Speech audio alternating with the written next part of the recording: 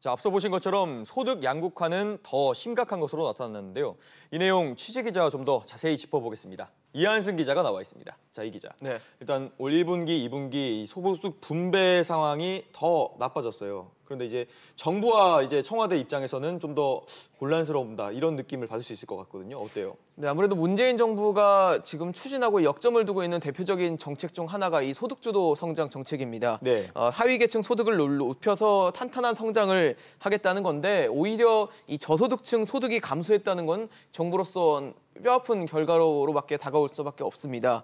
청와대도 이 같은 결과에 대해서는 상황을 엄중하게 보고 이 문제 해결을 위해서 노력 중이라는 입장을 내놓긴 했습니다. 예, 정부가 사실 소득 격차를 줄이기 위해서 여러 가지 정책도 내놨고 노력도 많이 했는데 그렇죠. 이런 결과 나온 이유 뭘까요? 일단 정부는 소득 분배 악화의 이유로 고령화와 또 업황 부진을 꼽고 있는데요. 예. 앞서 김동우 기자의 리포트에서도 보셨듯이 이 소득 하위 20% 계층을 보면 이 평균 나이가 65세에 가까운 노인분들이 많습니다. 근데 노인분들의 돈벌이가 쉽지 않다 보니까 결국 이 노인분들 비중이 높은 1분위 소득이 줄어들 수밖에 없는 겁니다.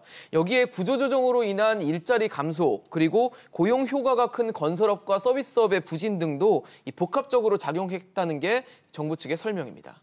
거기다가 최저임금 인상이 결정적인 요인이다 이런 얘기도 나오던데 이거 어떻습니까? 아무래도 올해 최저임금이 대폭 오르면서 그것이 일자리로 감소로 이어졌다는 건데요. 네. 이 소득이 낮은 계층을 보면 대부분 임시직이나 일용직 종사자들이고 이분들은 숙박업이나 또 서비스업, 건설업 등에 몰려 있는데요.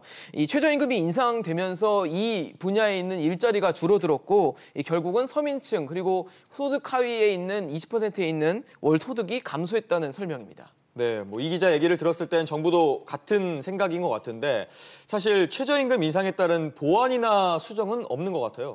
네, 일단 뭐 소득주도 성장이나 기존 끌어왔던 그 경제 정책의 큰 틀은 그대로 유지를 하되 예. 이 재원을 통한 저소득층 지원과 또 일자리 확대 방안을 추진한다는 게 정부의 계획인데요. 기초연금도 올리고 또 근로장려금도 확대하는 등 이 저소득층과 소상공인 또 자영업자를 지원하는 대책을 차질 없이 추진하겠다는 겁니다. 이 최저임금 인상과 관련해서는 소상공인 부담을 줄여서 이 고용을 유지하겠다는 게 정부 대책인데 이 실효성 논란이 끊이지 않고 있습니다. 예. 이 정부는 자영업자에게 한 1년에 651만 원의 혜택이 들어갈 것으로 봤지만 내년에 이 최저임금 인상에 따른 추가 인건비 부담까지 감안을 한다면 결국 소상공인이 볼 수 있는 혜택은 크게 줄어든다는 게 업계의 시각입니다.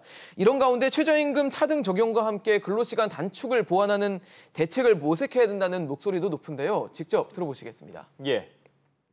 최저임금의 급격한 인상과 노동비용 상승의 경직적 시행 등과 같은 부분에 대한 궤도 수정이 필요할 것으로 생각됩니다.